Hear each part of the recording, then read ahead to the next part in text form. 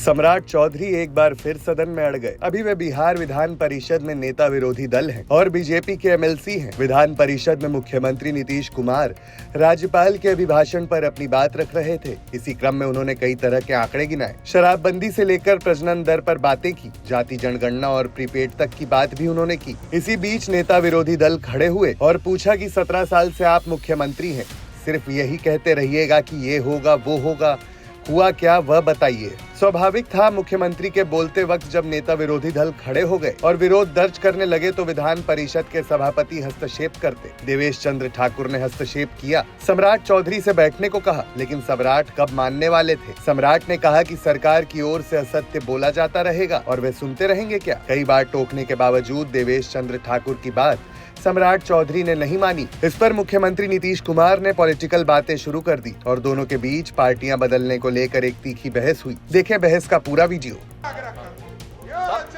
अरे सब हो रहा है भाई। नहीं सर, अब नहीं हो रहा, तब आपको तो बोल रहे हैं। देखिए, आपके लिए तो बोलना जरूरी है ना। हो चुका। नहीं सर, आप कोई जरूरी नहीं है बोलना। आप पहले थे कहाँ? आरजेडी में, उस पर कहीं कहाँ थे? रहे सर, जेडीयू। आप कहाँ अब थे? हो गए आप बीजेपी अरे आप में, कहाँ तो थे आपको सर? तो बोलना ही रहे आपसे बेचारे ज्यादा को। कोई पार्टी बदला क्या? बेचारे, अरे ऐसे ही मजाक कर रहे हैं। माननीय नेता छोड़िए ना। प्रतिपक्ष, बैठा ना बैठा। तो इसीलिए थोड़ा बहुत तो हमको कोई एतराज नहीं है। कार्यवाही में नहीं आए। कब कहाँ आप चले जाइएगा किसी को पता है? आपके झूठ के पुलंदा को हम लोग नहीं सुन सकते। हमसे अरे क्या भाग रहे हैं? आप इसीलिए क्या कर रहे हैं? आप एक ही बात में आते पर्सनल इशू पर आप अपने कितना बदलेगी तो देखिए। बैठते तब ना, काहे भाग रहे? कहाँ भाग रहे थे? तो चलिए, खैर इनको मन था कि अब ज्यादातर नहीं सुने, बेचारे इतना देर से सुन रहे थे, तो धीरे धीरे कह दिए। तो अब उसके बाद कुछ कुछ बोलना कोई मतलब तो है नहीं। देखिए, जो काम हम लोग कर रहे हैं तो काम तो कर ही न रहे हैं, तो खाली प्रचार न है। यहाँ हमारे मीडिया वाले साथी ऊपर में, तो यहाँ पर वाला तो बतवा है, इसको ये छाप ही देते हैं।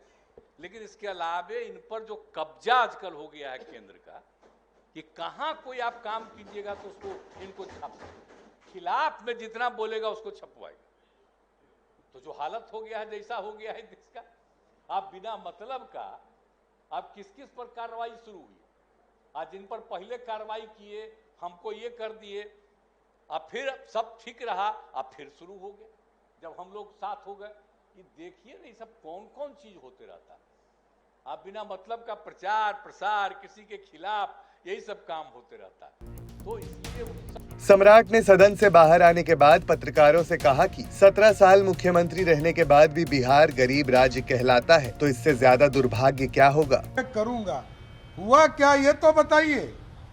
17 साल जो व्यक्ति बिहार के मुख्यमंत्री रहे हो, उसके बाद भी बिहार गरीब राज्य कहलाता हो, इससे बड़ा दुर्भाग्य नहीं हो सकता। और मुख्यमंत्री जी लगातार व्यक्तिगत टिप्पणियों में फंसे रहते हैं।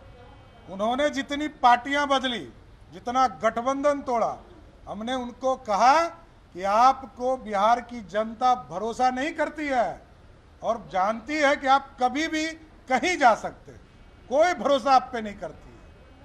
आप दूसरे को बोलने से अच्छा है कि आप अपने तरफ देख लीजिए। इसलिए बिहार के विकास की चर्चा होनी चाहिए थी। हम लोगों ने सुझाव दिए कि पटना को और सुंदर कैसे बनाया जा सकता है, बिहार को कैसे सुंदर बनाया जा सकता है।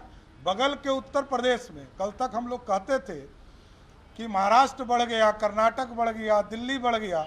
अब बगल के उत्तर प्रदेश में बिहार से 13 गुना अधिक पैसा खर्चा होगा। हम लोगों का इसका चलन है कि उत्तर प्रदेश में खर्चा होगा और बिहार के मुख्यमंत्री हाथ पर हाथ डाल के बैठे हुए हैं, ये कुछ नहीं कर सकते हैं। इसलिए बिहार के विकास के लिए नीतीश कुमार जी 17 साल राज किए, अब इनसे कुछ नहीं हो सकता। उन्होंने यहाँ पर इशारा करते हुए कहा कि पहले आप किस पार्टी में थे, आरजेडी में थे। मैं तो उनसे तो पूछा कि आप किस पार्टी में थे।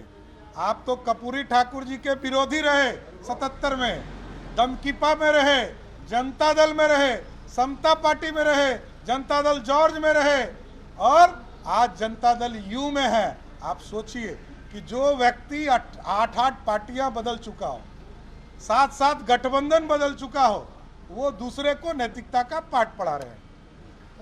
क्या हुआ आपको लेकर के नीतीश कुमार ने बोल दिया कि वैसे आप भी राजद में रहे, स्वाभाविक है, उनके आंख में मैं गड़ता हूँ।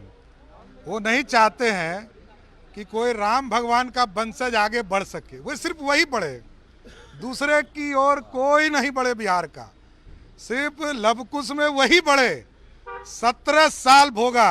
अब मैं तो देख रहा हूँ, मैं हजारों लाठियां खाकर राजनीति में आया और नीतीश कुमार जी के चलते राजनीति में आना पड़ा। जेल गया, मेरे घर तोड़ दिए गए और नीतीश कुमार ने यही सिला दिया।